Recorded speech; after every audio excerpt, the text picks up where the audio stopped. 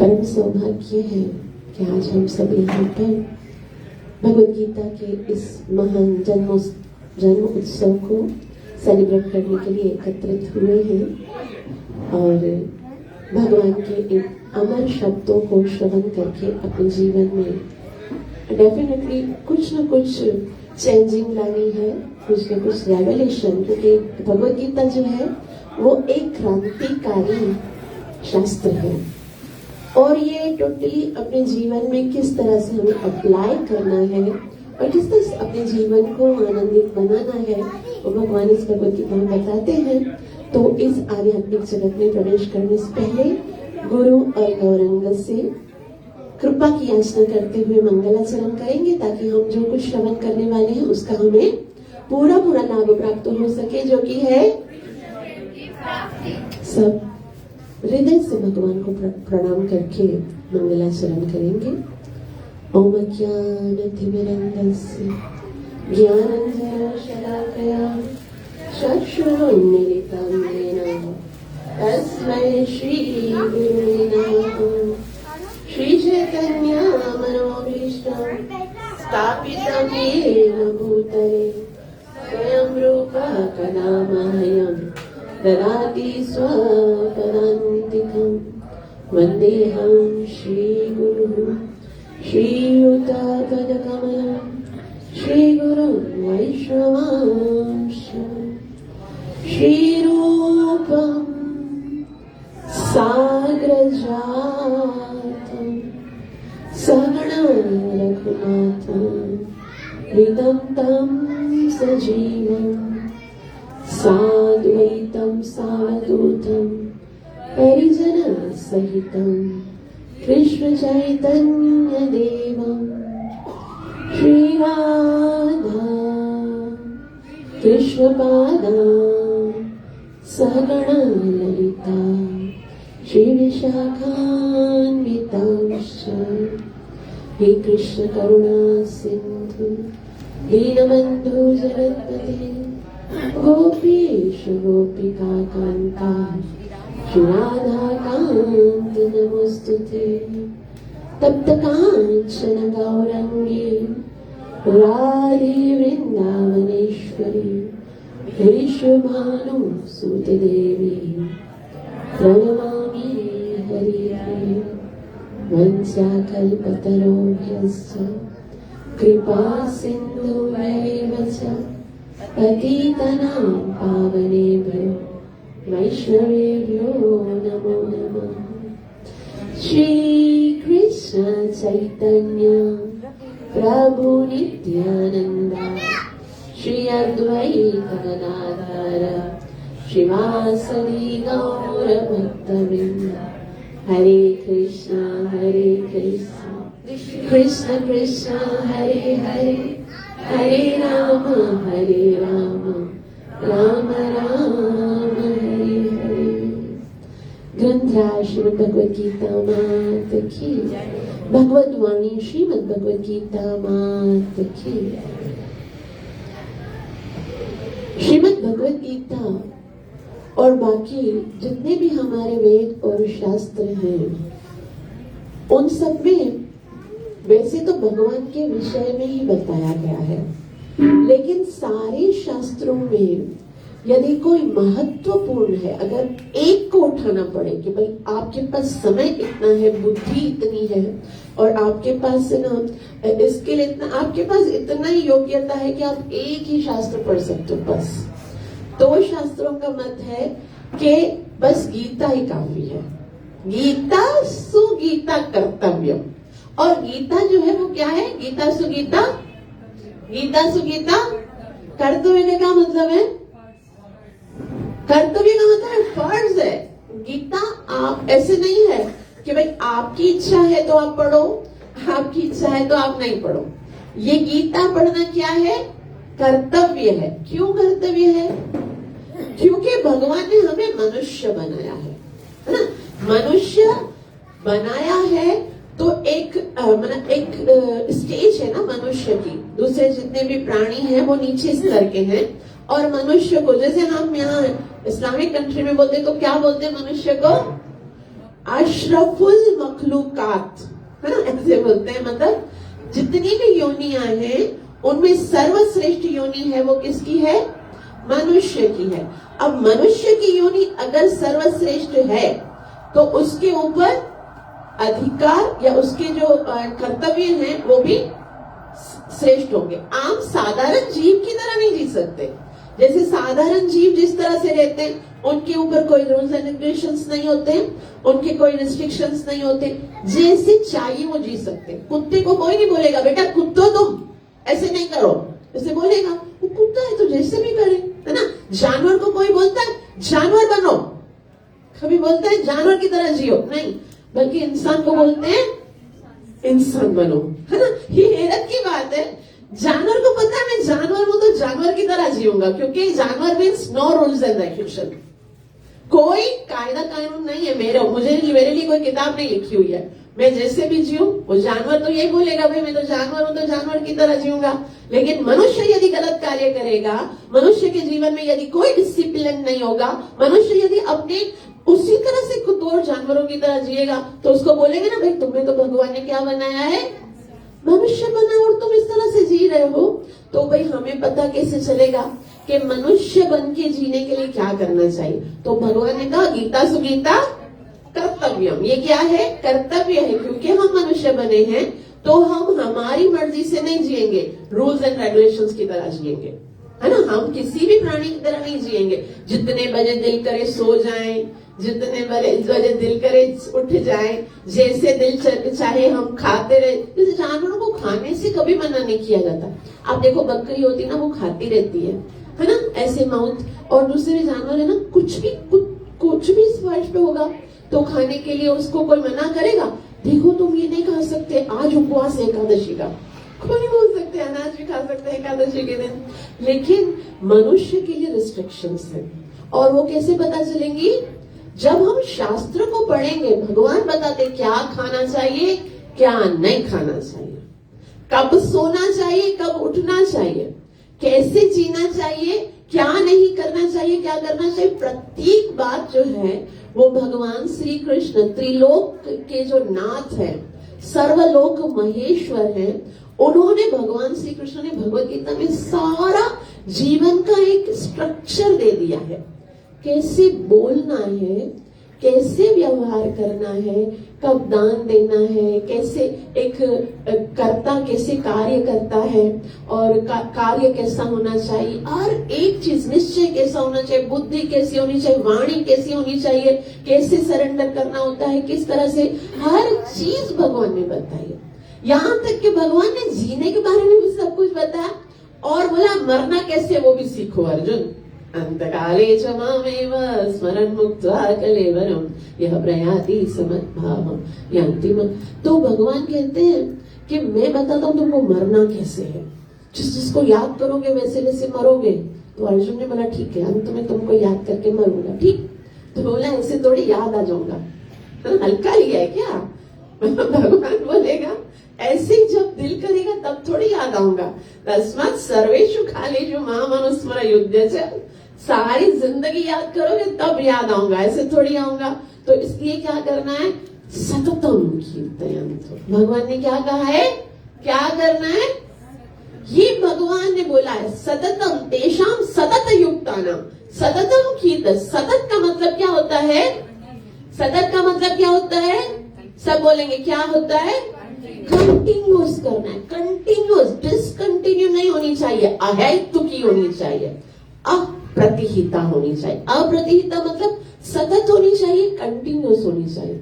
हमको कभी कभी लगता है ना कि हम जो भगवत गीता पढ़ रहे हैं, हमें इतना तो समझ में नहीं आता, ये तो इतना बड़ा रेवल्यूशन ग्रंथ है, हमारे जीवन में कुछ इतना खास चेंजिंग नहीं आ रहा है।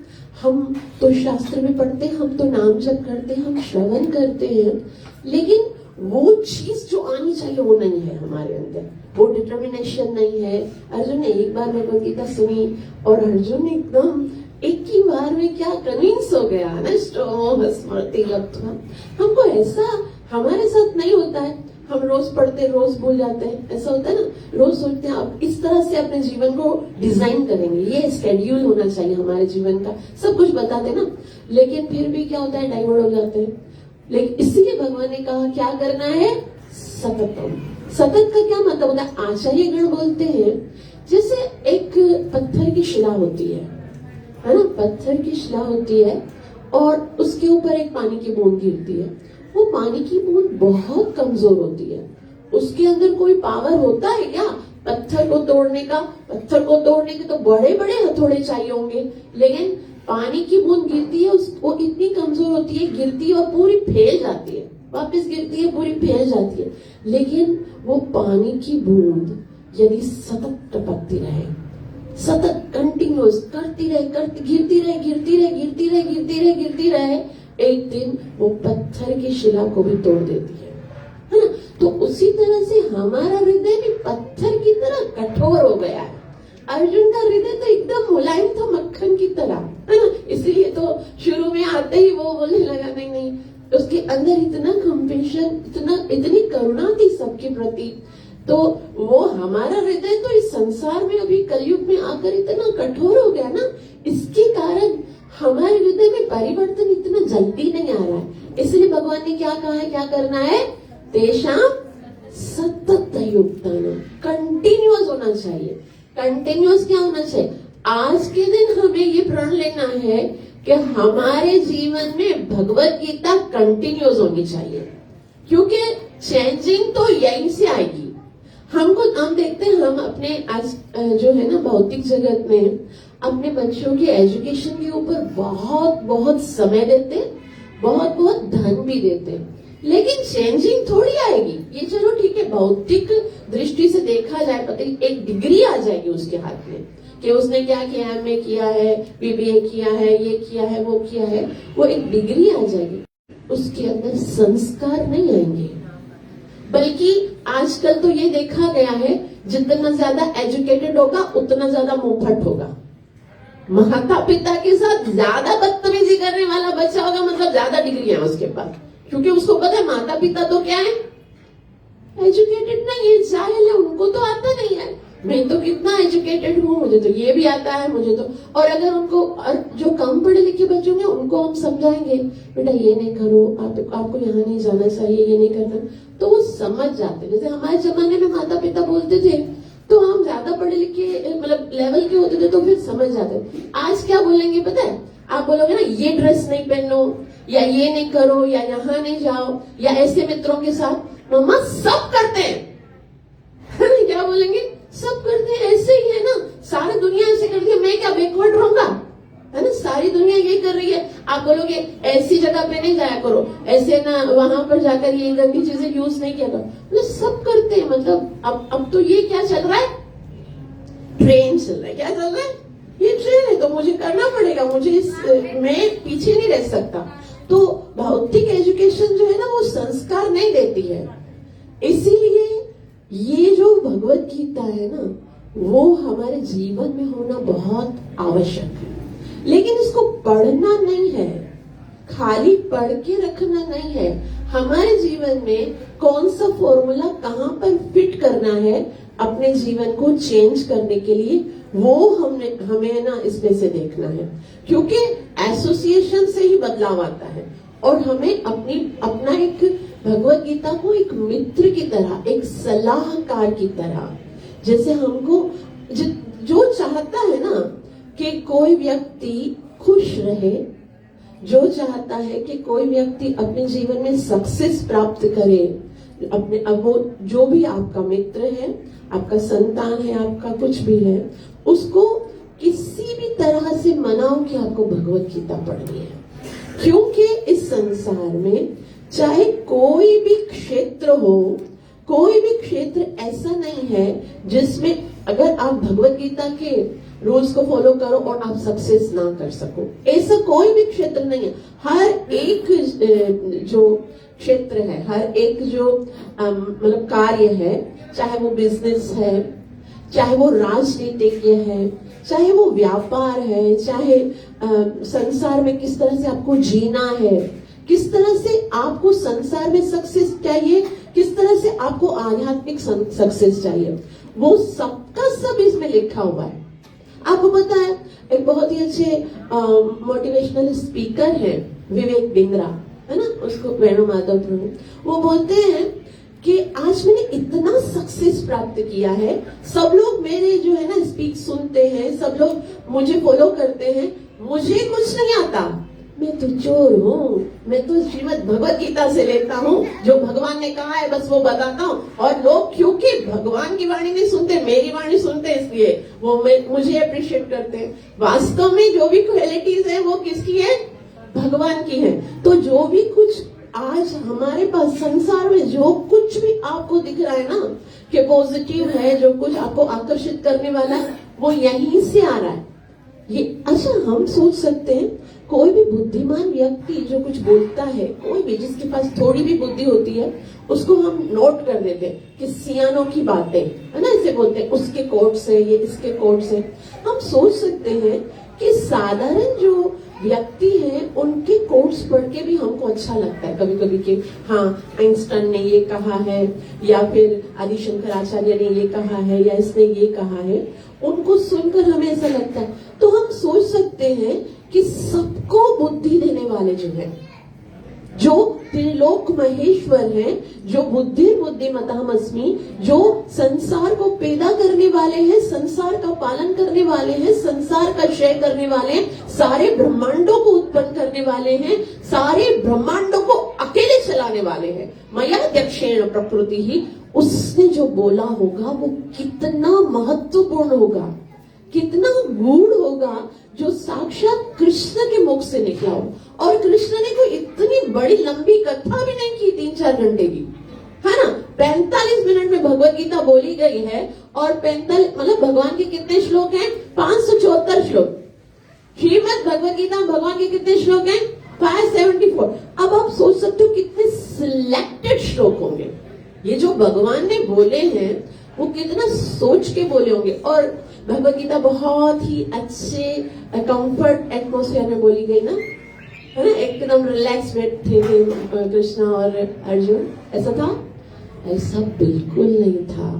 भगवत गीता तो कैसी सिचुएशन में बोली गई है?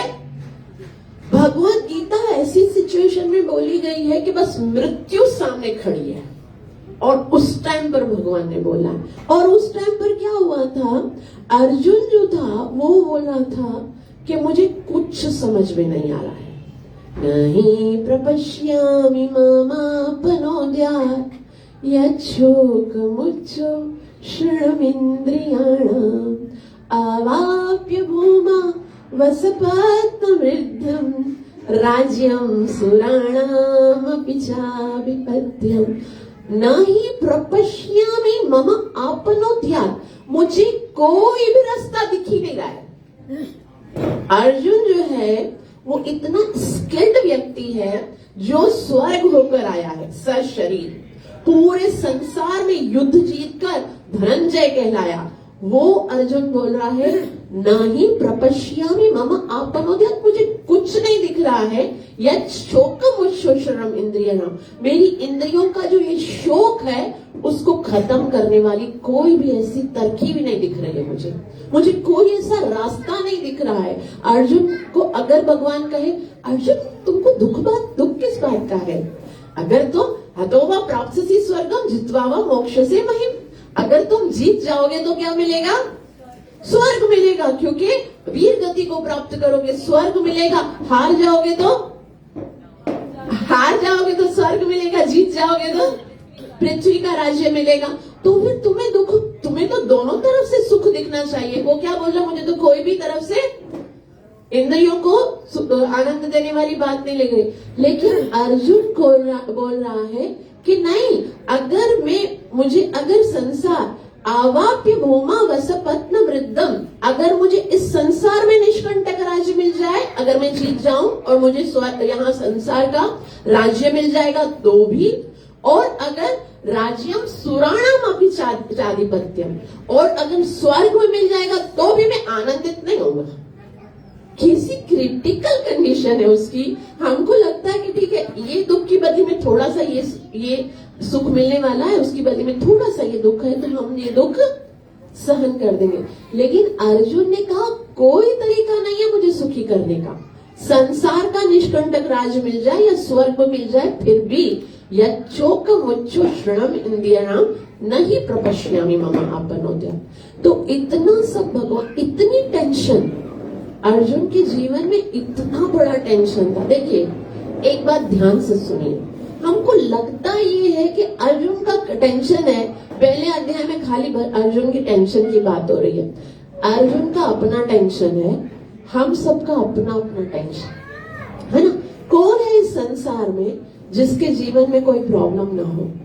कौन है इस संसार में जिसके जीवन में कोई टेंशन नहीं है? हर एक का अपना अपना युद्ध है, हर कोई युद्ध ही कर रहा है। माता अपना युद्ध कर रही है, संतान अपना युद्ध कर रहा है, पिता अपना युद्ध कर रहा है, पुत्र अपना युद्ध कर रहा है, क्षत्रिय अपना युद्ध कर रहा है, ब्राह्मण अपना युद्ध कर रहा है, शूद्र अपना युद्ध कर रहा है, साइंटिस्ट अपना युद्ध कर रहा है, डॉक्टर अपना युद्ध कर रहा है। हर कोई जीवन में युद्ध और संग्राम ही कर रहा है। और अगर देखा जाए तो जो कंडीशन अर्जुन की है वही कंडीशन हमारी है। कुछ भी मिल जाए सुख नहीं आता। अर्जुन बोलता है ना, नहीं प्रपश्यामि मम अपन विद्या, इंद्रियों को सुख मिलता ही नहीं है क्योंकि इंद्रियों की मांग नहीं है सुख। इसलिए भगवान बोलता है, भगवान अर्जुन को पूरी भगवत गीता जैसे ही पहले अध्याय में भगवान ने बोला नहीं, सुन रहे थे कि ठीक है तुम बोल दो क्या क्या प्रॉब्लम्स है, जितनी भी प्रॉब्लम्स, क्या कुछ नहीं बोला। अर्जुन ने सब कुछ जितना आता था ना झाड़ दिया पहले अध्याय में। पूरे 30 से 40 लोग तो खाली अर्जुन ने बोले हैं कि मुझे क्या प्रॉब्लम है। और ऐसा भी नहीं, पहले तो पूरी करुणा बताई कि सारे शरीर मर जाएंगे, मेरे दादा मर जाएंगे, मेरे दादा मर जाएंगे, ये पुत्र पौत्र सबकी मृत्यु हो जाएगी, मैं कैसे मरवा सकता हूँ। नहीं नहीं, मुझे युद्ध नहीं करना है, मुझे सुख नहीं चाहिए, मुझे राज्य नहीं चाहिए, मुझे युद्ध नहीं करना है। फिर तो शास्त्रों के प्रमाण देने लगा कि अगर हम अपने रिश्तेदारों को मारेंगे तो क्या होगा, पाप लगेगा। हमें इतना बड़ा पापी कैसे हो सकता हूँ, ये लोग तो लोभी हैं, इनको तो पाप और पुण्य का कोई ज्ञान नहीं है, मुझे तो है, मैं कैसे पाप कर सकता हूँ। और कृष्ण आपको पता है वंश का विनाश हो जाएगा, वंश का विनाश होने से कितना वर्ण शंकर उत्पन्न हो जाएगा, कुल की रीतियां, यहाँ तक के पुरखे जो दूसरे लोगों में वो भी गिर जाएंगे, इतना सारा हानि होने वाला है। कृष्ण को अर्जुन पूरा बताते हैं। और इतना सुनने के बाद कृष्ण क्या कहते हैं, कृष्ण बोलते हैं क्लैब्यम समगमः प्रार्थ, क्लैब्यम, तुम्हारे अंदर ये नपुंसकता आई कहां से। अर्जुन का तो पूरा पानी पानी हो गया।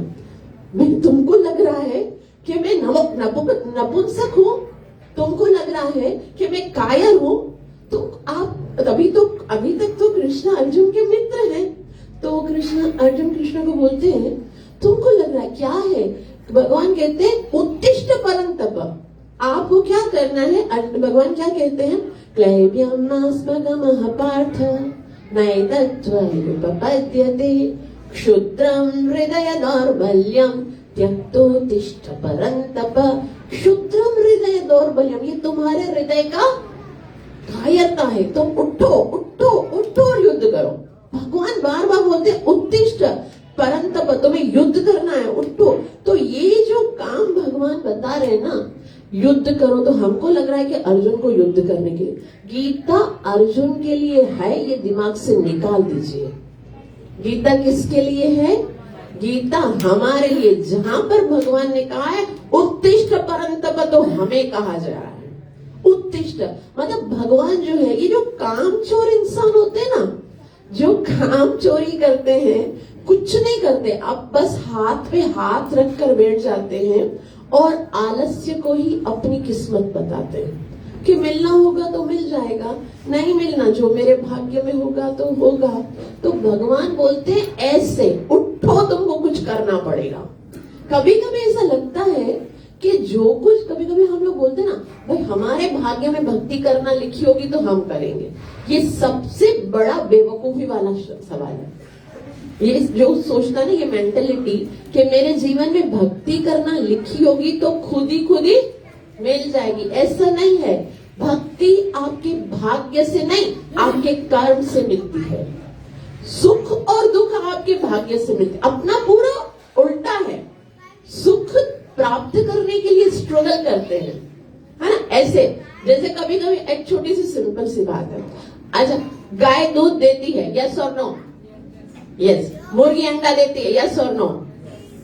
गाय दूध देती है, यस और नो, नहीं देती है। उसमें से दूध निकालना पड़ता है। देती है कोई, ऐसे खड़े रहो, गाय को पूरा दिन आप खिलाते रहो, दूध देगी, नहीं देगी। मुर्गी अंडा देती है, यस और नो, वो खुद ही देती, आपको निकालने की जरूरत नहीं है, आपको स्ट्रगल नहीं करनी पड़ेगी। लेकिन एक कॉन्सेप्ट मन में बैठा हुआ है, नहीं गाय दूध देती है, तो उसी तरह से एक कॉन्सेप्ट मन में बैठा दिया है कि सुख मिलेगा, कि भक्ति मिलेगी और सुख के लिए मुझे प्रयत्न करना पड़ेगा। यही करते हैं ना, सारी जिंदगी क्या कर रहे हैं हम, सुख के लिए प्रयत्न करते हैं और भक्ति भाग्य पे छोड़ देते हैं। ऐसा नहीं है। भक्ति के लिए हमें प्रयत्न करना है। और सुख तो जिस तरह से दुख जीवन में आता है, किसी ने प्रयत्न किया, आज तक किसी ने सोचा है कि भाई सर्दी का मौसम आया, अभी तक मुझे बुखार नहीं हुआ, है ना, थोड़ा स्ट्रगल करना चाहिए, जुकाम वुकाम होना चाहिए, बुखार होना खुद ही हो जाएगा। आपके भाग्य की बीमारी आपको मिलती है तो आपके भाग्य का आनंद भी आपको मिलेगा। लेकिन भक्ति के लिए आपको स्ट्रगल, इसलिए भगवान बार बार कहते हैं त्यक्तोत्तिष्ठ परन्तप, उठो, और आपको स्ट्रगल करनी पड़ेगी। और उसके बाद भगवान ये बताते हैं कि देखो, ये संसार में जो भी मिल रहा होता है, जो भी आपके जीवन में आ रहा होता है, वो आपके कर्मों के अनुसार आ रहा होता है। लेकिन भक्ति के लिए आपको क्या करना है? प्रयत्न करना है। भगवान बोलते हैं उसके लिए आपको प्रयत्न करना है। और लोग जो है वो ना करने के बहाने ढूंढते हैं। आप देखो, कथा में नहीं आएंगे ना, उसके लिए किसी को बोलो ना तो पूरी लिस्ट बता देंगे कि ये वजह से नहीं। नाम जप करने के लिए आप माला करना है, देखो आज से माला शुरू कर दो, उनके पास इतने सारे एक्सक्यूजेस होंगे कि आपको लगेगा वाकई में इसकी बदले की माला भी मैं कर देता हूँ, इसके बाद तो बेचारे के पास बच्चे में भी टाइम नहीं। इतने सांसारिक कार्य के लिए कोई एक्सक्यूजेस नहीं होंगे, हर चीज में पहुंचेंगे, हर कार्य करेंगे। मोबाइल पे घंटों बात करने के लिए टाइम होगा, फ्रेंडशिप करने का टाइम होगा, वो टिकटॉक बनाने के लिए टाइम होगा, सब कुछ के लिए टाइम होगा। एक्सक्यूज खाली किसके लिए होगा? नाम जप नहीं होता, क्योंकि लोग जो हैं वो भक्ति ना करने के बहाने ढूंढते हैं। लेकिन हमको क्या करना? भगवान कहते हैं कि ये तुम्हारे हृदय की दौर्बल्य है, ये शुद्रम हृदय दौर्बल्यम त्यक्तोत्तिष्ठ परन्तप। आपको इसके लिए बहाना ढूंढना है कि मैं कैसे भी करके नाम जप करूं, कैसे भी करे। जब ना करने के लिए बहाना ढूंढ सकते हो तो करने के लिए भी ढूंढ सकते हो ना। आपको एक पॉजिटिव मेंटलिटी देती है भगवत गीता कि हम किस तरह से अच्छे बने, किस तरह। कोई जीवन में भगवान जो है वो कहते हैं आप रिसर्च करो, रीजन ढूंढो कि मैं कोई अच्छी क्रिएटिविटी करूं, मैं कुछ ऐसा करूं। अभी देखो, भगवान तो हालांकि बता दें तुम आत्मा हो, आत्मा तो है ना मरता नहीं है, आत्मा का कभी क्षय नहीं होता, फिर भी बोलते हैं क्या? स्वधर्मम अभी चावेक्ष न विकम्पन। आपको अपना कर्तव्य पूरा करना चाहिए। अगर देखा जाए तो आत्मा का कर्तव्य नहीं होता, कर्तव्य किसका होता है? क्षत्रिय कौन है?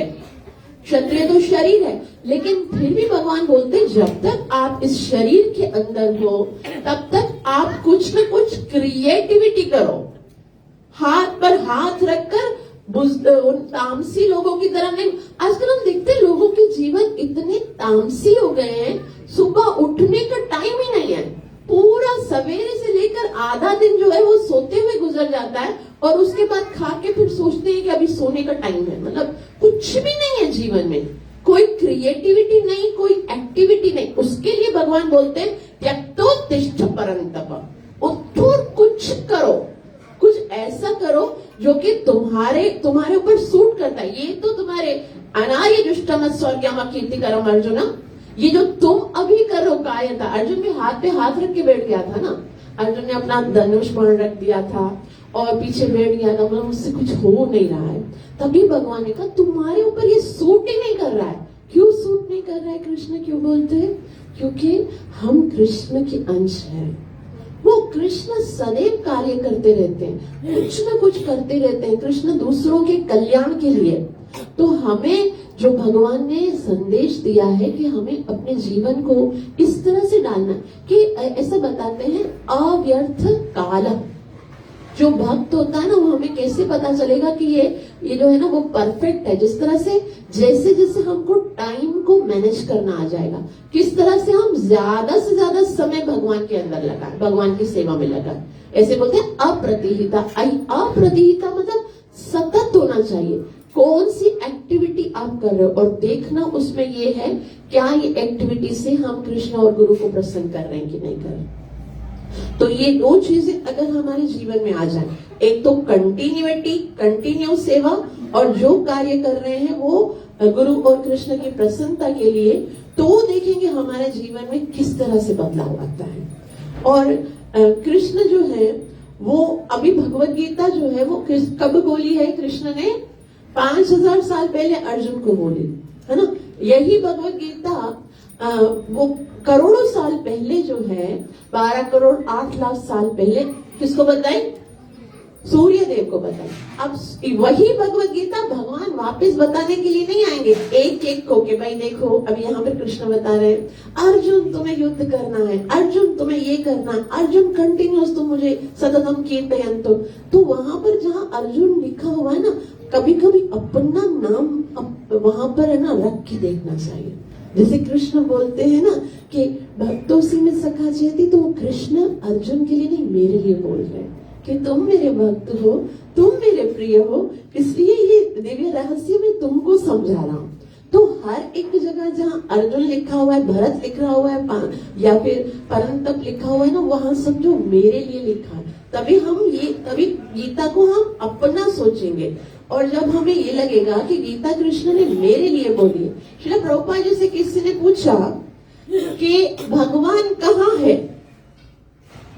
भगवान कहाँ है? वैसे तो भगवान सर्वत्र है, लेकिन सर्वत्र भी हो ना, अगर हम किसी को कहें कि भाई वो व्यक्ति सर्वत्र है, तो भी हमें तब तक नहीं, मतलब उसकी होने की प्रेजेंस तब तक नहीं समझ में आती जब तक वो मुझसे बात नहीं करता, है ना। अगर कोई बहुत दूर भी है लेकिन कनेक्शन है, रोज आधा घंटा बात होती है, तो वो दूर नहीं लगता, है ना। क्योंकि हम देखते हैं ना, कोई हमारा मित्र होता है दूर चला जाता है, लेकिन अगर वीडियो कॉल हो रही है या ऑडियो कॉल हो रही है तो फिर हमें वो लग रहा है कि हमारे साथ ही है, ऐसा होता है ना।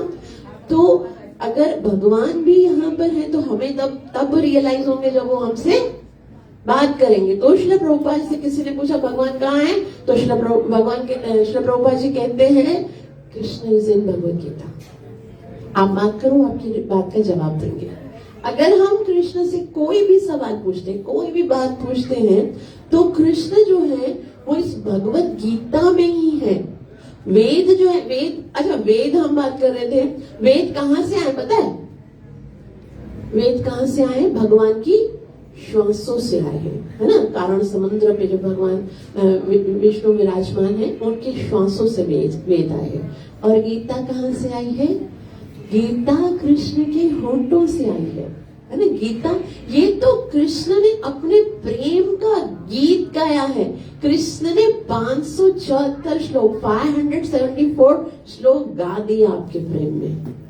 इतना बड़ा सॉन्ग कोई गाता है ना। कोई सॉन्ग्स की कड़ियां कितनी होती हैं? 4 होती हैं, 8 होती हैं। और कृष्ण ने देखो कितने सारे श्लोक्स गा दिए, हर एक बात कि मैं कितना प्यार करता हूँ। एक एक श्लोक में अगर आप ध्यान से देखोगे ना, तो ये सिर्फ और सिर्फ प्रेम का इजहार है। बस गीता में कृष्ण के प्रेम के इजहार के अलावा और कुछ है ही नहीं। कभी कृष्ण बोले, अर्जुन बोलेंगे भाई मुझे तो समझ में नहीं आ रहा मैं क्या कर रहा हूँ, तो कृष्ण बोलते हैं कि आपको मैं बता रहा हूँ कि क्या करना है।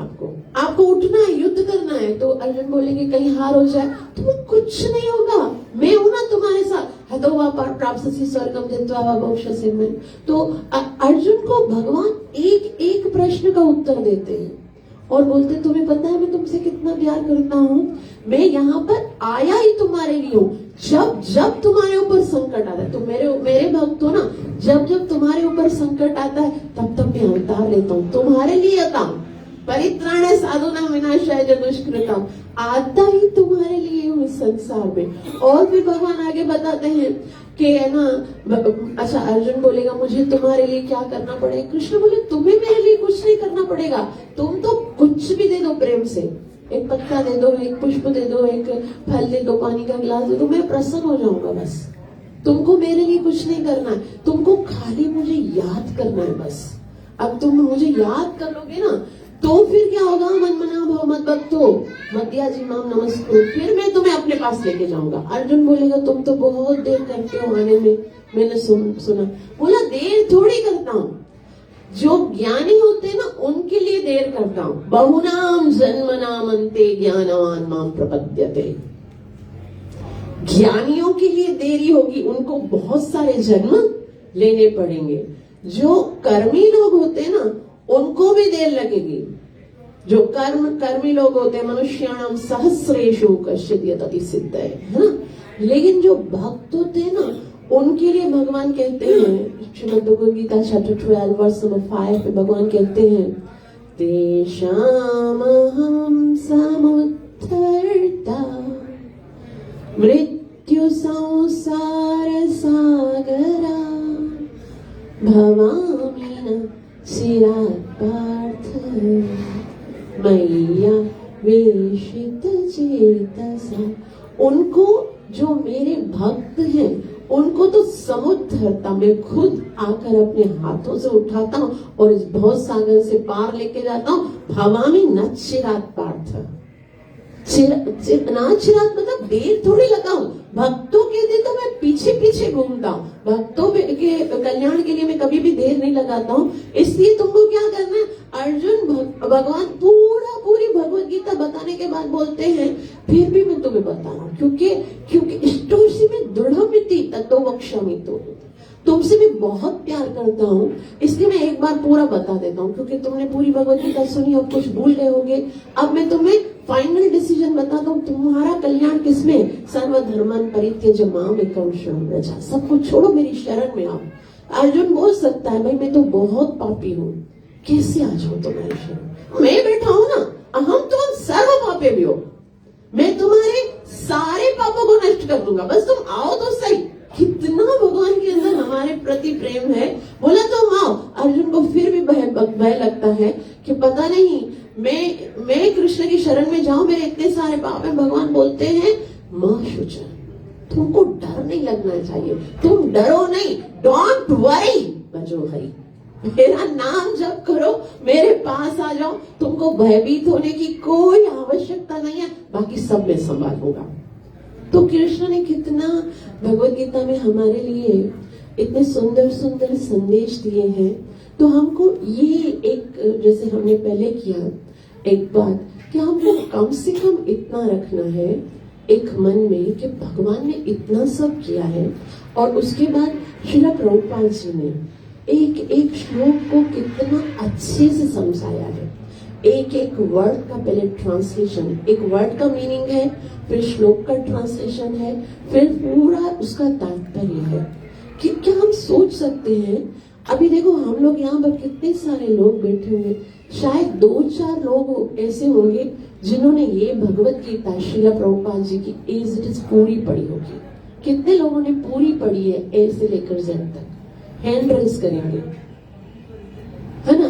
तो ये कितनी मेहनत से लिखी होगी ना श्रील प्रभुपाद जी ने। कभी हम सोच सकते हैं, वो 70 साल के व्यक्ति हैं, रातों को जाग करके लिखी, क्या जरूरत थी उनको तो कोई जरूरत नहीं थी, वो तो भगवान के पास वैसे ही जा रहे थे, वैसे ही चले जाते। ये क्यों करके गए हैं, किसके लिए लिख कर गए, हमारे लिए लिख कर गए हैं। और हमारे अंदर इतना भी नहीं है, उन्होंने लिख दी, एक भगवत गीता नहीं लिखी है, श्रीमद् भगवत गीता तो ये 700 श्लोक भगवत गीता के 18 अध्याय, और इतनी ही 18 वॉल्यूम्स हैं श्रीमद् भागवतम के, 12 सिकंद 18 वॉल्यूम, इतने हैं। चैतन्य चरितामृत के 9 वॉल्यूम, वो सारे श्रील प्रभुपाद जी ने एक एक श्लोक का ट्रांसलेशन, उसके बाद उसका तात्पर्य लिखा है। और हम कितने कमजोर हैं कि हम एक भगवत गीता तक भी नहीं पढ़ते हैं, पूरी जिंदगी निकल जाती है। इसलिए हमने शुरू कहां से किया, गीता सुगीता कर्तव्य, गीता सुगीता। दूसरा, जो भी आप संसार में आकर एजुकेशन लेते हो, है ना, कोई बीए करता है, कोई एमए करता है, कोई मास्टर करता है, कोई बैचलर करता है, वो करो या ना करो कोई फर्क नहीं पड़ता। आपको जब यमदूत लेने आएंगे ना, वो ये नहीं पूछेंगे कौन सी एजुकेशन आपने, कौन सी स्टैंडर्ड में थे आप, कहां तक आपकी स्टडी कहां तक हुई है, कहां, ये नहीं पूछेंगे। बोलेंगे ये जो आपके लिए मैनुअल गाइड मिला था, भगवान ने जो आपके जीवन को गुजारने के लिए एक ये जो सिस्टमेटिक जो शास्त्र दिया था, वो पढ़ा या नहीं पढ़ा, गीता के अनुसार जिया या नहीं जिया। अगर नहीं जिया तो आपकी सारी डिग्रियां जो आपने लेकर आए हो उसको फाड़ के फेंक दो, क्योंकि उसकी कोई जरूरत नहीं है। और अगर आपने इसको पढ़ा है तो अगर दूसरी डिग्री नहीं भी ली है ना, तो इसके अंदर वो सारा ज्ञान है, क्योंकि सारे वेदों का निचोड़ दिया है भगवान ने। जितना भी ज्ञान है ना, वो सारा का सारा भगवान से आता है। और भगवान ने क्या किया, सर्वोपनिषदो गावो दुग्धो गोपालनंदनम पार्थो वत्स सुधीर भोक्ता दुग्धम गीतामृतम महत्। ये सारे वेदों और शास्त्रों का सार दिया है। इसको नहीं पढ़ा तो कुछ नहीं पढ़ा। तो आज के दिन ये सबके साथ विनम्र प्रार्थना है कि गीता को श्लोक्स के साथ पढ़ने का प्रयास करना चाहिए। बहुत सारे लोग भगवद गीता पढ़ते हैं लेकिन श्लोक्स नहीं पढ़ते, तो हमको लगेगा भाई हमको श्लोक्स पढ़ना नहीं आते। आज कोई ऐसे, मैंने जैसे बोला ना, जैसे ना करने के बहाने होते हैं ऐसे करने के भी बहाने हैं। आज तो आप लोगों के सबके पास मोबाइल है, सबके पास, सब लोग सोशल मीडिया से जुड़े हुए हैं। बहुत सारे ऐसे चैनल्स हैं जहां पर श्लोक्स पढ़ाना सिखाए जाते हैं। नहीं तो फिर हमारा व्हाट्सएप ग्रुप आप है ना, उसमें आप ऐड हो सकते हो। रोजाना श्लोक पढ़ना सिखाते हैं। एक एक श्लोक को हमने पढ़ के सिखाया। 700 श्लोक को भगवद गीता के सिखाया पढ़ना। कोई करना चाहे तो सब कुछ, हर चीज करने के लिए हम समझते हैं कि हम योग्य हैं, ये चीज के लिए हमको लगता है कि हम नहीं कर पाएंगे। क्यों नहीं कर पाएंगे? ये सबसे जरूरी है। गीता सुगीता कर्तव्यम किमन्य शास्त्र विस्तरे या स्वयं पद्मनाभस्य मुख पद्म विनिसृता। ये वो शास्त्र है जो भगवान के मुख से निकला है। जो संसारी विद्वान जो है वो भी अगर कोई शास्त्र लिखते हैं, वो भी हम पढ़ते हैं तो लाभ मिलता है ना। कोई भी शास्त्र हम पढ़ते हैं, कोई नावल पढ़ते हैं, कुछ भी पढ़ते हैं, उसमें लाभ तो होता है ना कि भाई कुछ ज्ञान मिलेगा।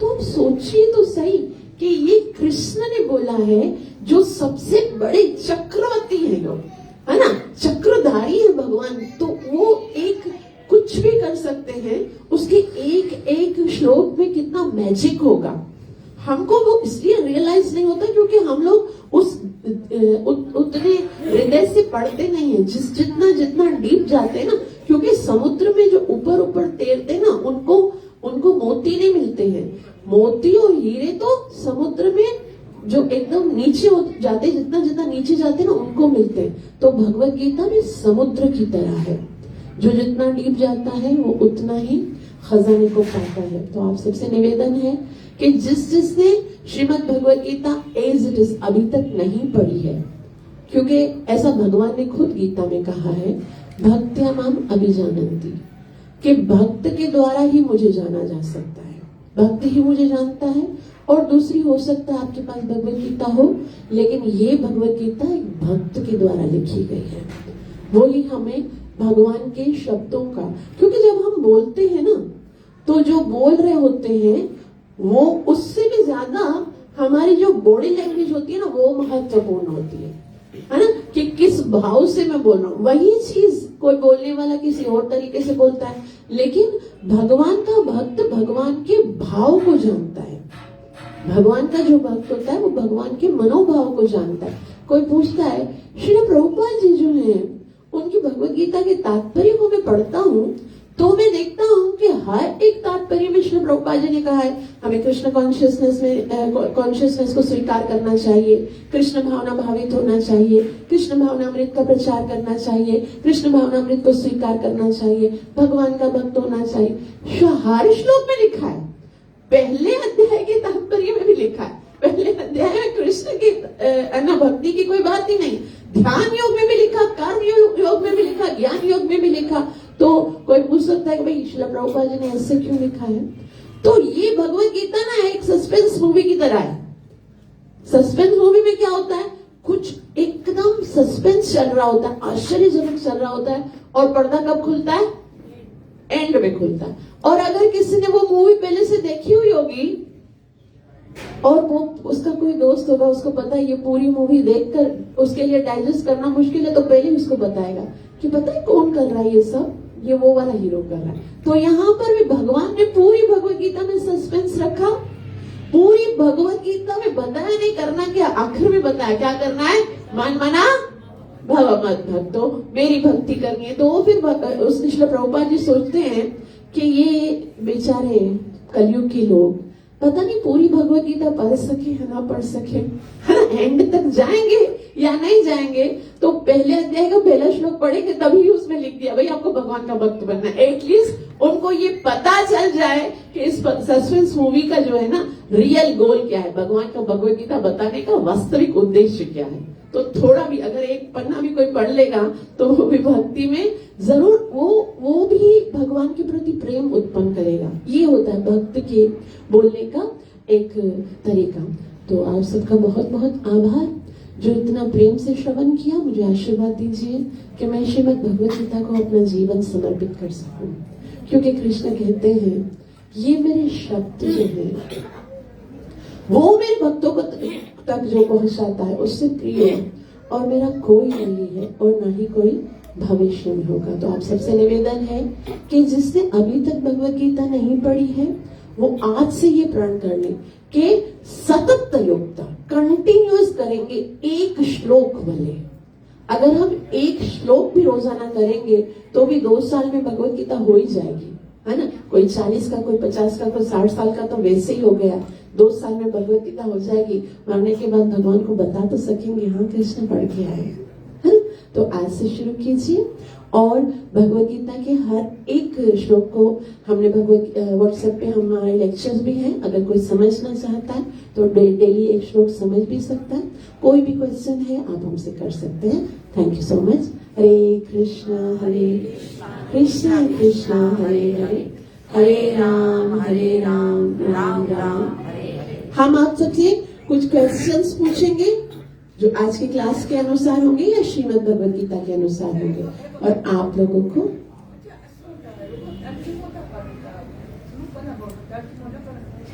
तर्जुमो में सुठो भगवान जो ही तर्जुमो आहे जेके शब्द हुए हैं। हाँ, श्लोक असल में ये भगवान जो श्लोक है ना ये असल पढ़ना को भी थोड़ो थोड़ो करे पढ़ना खपन। हिकु श्लोक करे सॼे ॾींहुं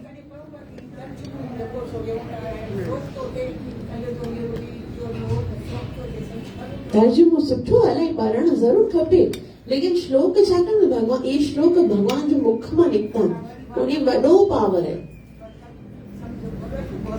हाँ, समझ भले ना अचे जीअं न पाण इन महात्म कीअं नथा पढ़ंदा आहियूं कि भई हिकिड़ो है ना तोतो हुन पढ़िया ते हुन गणिका ॿुधी करे हुन बेलन मुक्त करे सही। तोते बि समझण थोड़ी आयो, गणिका भी समझन कोन आयो, उन्हीं पढ़िया श्लोक और उन बेल जी मुक्ति ईअं ई थी वई। मतलब अहिड़ी कहिड़ी ॻाल्हि। हाणे हिकिड़ी खोपड़ीअ जे अंदरि पाणी पियो ख़ाली, ये महात्मा त तव्हां पढ़िया न, उन पाणी पियो उहो कहिड़े माण्हूअ जी खोपड़ी आहे जंहिं गीता पढ़ी हुई, जंहिं गीता जा श्लोक पढ़िया। हाणे उन चिड़िया किरी उहा उनजी बि मुक्ति थी वई, है ना। त उन मतिलबु भले असां सम्झ न अचे संस्कृत, लेकिन भगवान जी शक्तियुनि त पावर आहे न। जीअं कॾहिं असां गोरी खींदो न, असांखे ख़बर कोन हूंदी आहे कि गोरीअ जे अंदरि जो आहे उहो कहिड़ो फॉर्मूलो आहे छा आहे, लेकिन गोरी खींदासीं मथे में सूर लहंदो न।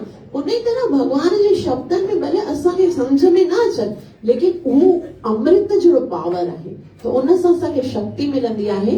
त इहे त हाणे त हिन त सिंधीअ में लिखिया आहिनि सभई जेके श्लोक आहिनि न, सिंधीअ में बि लिखिया आहिनि, श्लोक बि लिखिया आहिनि। अगरि असां हिकिड़ो ॿ दफ़ा पढ़ण जी कोशिशि कंदासीं, अवां सिंधी त इलाही सुठी आहे, तव्हां त जल्दी सिखी बि पढ़ वेंदो। हरे कृष्ण।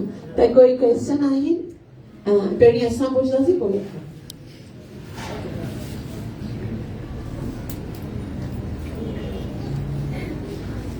सबसे पहला क्वेश्चन है कि श्रीमद् भगवत गीता में 2 वक्ता हैं, यानी कि बोलने वाले हैं, और 2 श्रोता हैं, यानी कि सुनने वाले हैं। उनके नाम क्या है? 2 बोलने वाले हैं और 2 सुनने वाले हैं भगवत गीता के अंदर ही, उनके नाम क्या है? और जिसको आता है वो ये भी बताएगा किसने किसको भगवत गीता बताई, मतलब कौन सुन रहा है और कौन। 2 सुनने वाले हैं और 2 बोलने वाले हैं, उनके नाम और किसने किसको सुनाया ये भी बता रहे हैं। भाभी आप एक संजय सुन रहा था, एक अर्जुन सुन रहा था, और एक वेद व्यास जी और रथ के नहीं, संजय तो नहीं सुन रहा था।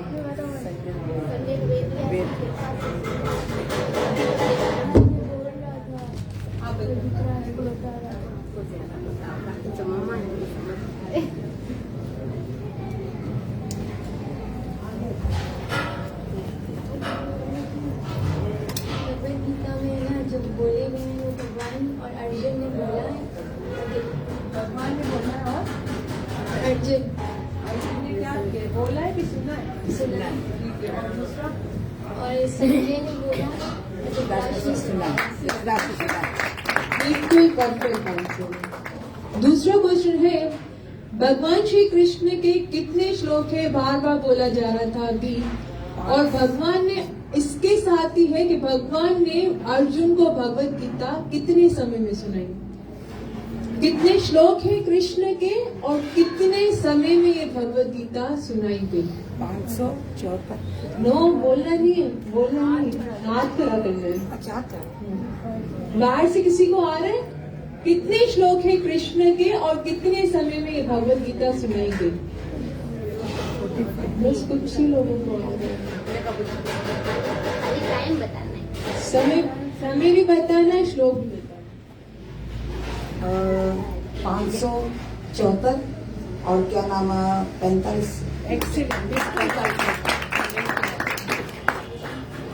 दूसरा है, थोड़ा जो भगवत गीता पढ़ते हैं उनको ये शायद आ रहा हो, कृष्ण के शंख का नाम और युधिष्ठिर के शंख का नाम क्या है?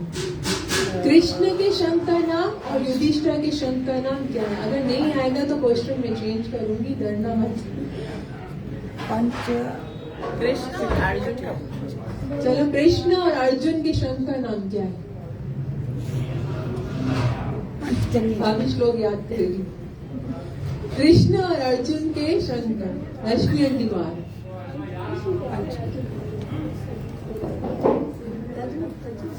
भैया आप दोनों आ रहे हैं? एक्सीलेंट। पंचजन्य और देवदत्त नाम शंख, एक्सीलेंट, बिल्कुल परफेक्ट। अभी इसके बाद है, बहुत इजी है, अभी दीदी ने भी बताया था कि अर्जुन अगर युद्ध जीत जाता तो उसको क्या प्राप्त होता, अगर हार जाता तो क्या प्राप्त होता? प्रभु आप बताएं, ये आगे वाले आप बताएं।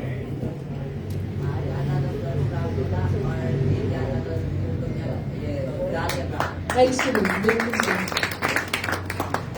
इसके बाद है कि अर्जुन जो है युद्ध नहीं करना चाह रहा था, हमने देखा फर्स्ट अध्याय में वो बैठ गया था, नहीं करना चाह रहा था। तो कुछ कृष्णा को रीजन बताए कि मैं क्यों नहीं करना चाह रहा हूँ। तो इसमें से दो सेंटेंस या दो रीजन अगर कोई बता सकता है कि क्यों नहीं करना चाहता, वो क्यों डर रहा था, क्यों इतना उदास हो गया था। बहुत इजी है, अभी दीदी ने जिक्र भी किया था क्यों उदास हो गया था। हाँ, आंटी बता रही है। हाँ, रिश्तेदार मारे जाते, और दूसरा क्या उनको था, एक और भी पॉइंट, बहुत सारे पॉइंट बताए थे अर्जुन ने। तो एक तो ये था कि रिश्तेदार मारे जाते, और दूसरा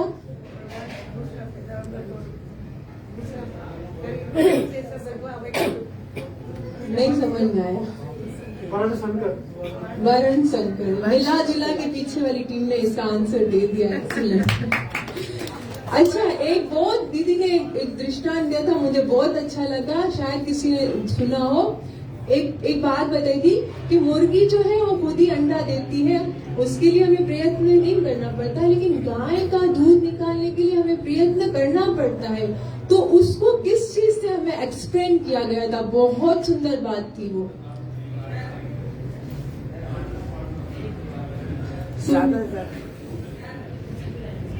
सुख के लिए हम बहुत प्रयत्न करते हैं, परंतु भक्ति के लिए हम लोग है ना भाग्य पर छोड़ देते हैं। सुख के लिए हमें प्रयत्न नहीं करना चाहिए, वो हमें खुद ही मिलेगा। हमें प्रयत्न करना है तो किसके लिए करना है? भक्ति के लिए। जैसे गाय का दूध निकालने के लिए प्रयत्न करना पड़ता है, इसलिए भक्ति के लिए प्रयत्न करना पड़ता है। वो खुद ब खुद नहीं मिल जाएगी मुर्गी के अंडे की तरह। अब इसके बाद है एक कथा में एक सेंटेंस था, आप लोग भी, मैं चाहूंगी प्रभु आप लोग भी आंसर दे। त्यक्त उत्तिष्ठ परंतप, बहुत इजी है, इसका मीनिंग क्या था?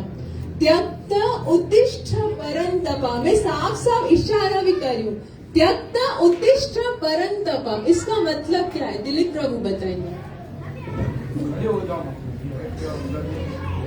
हाँ, किसको बोला था?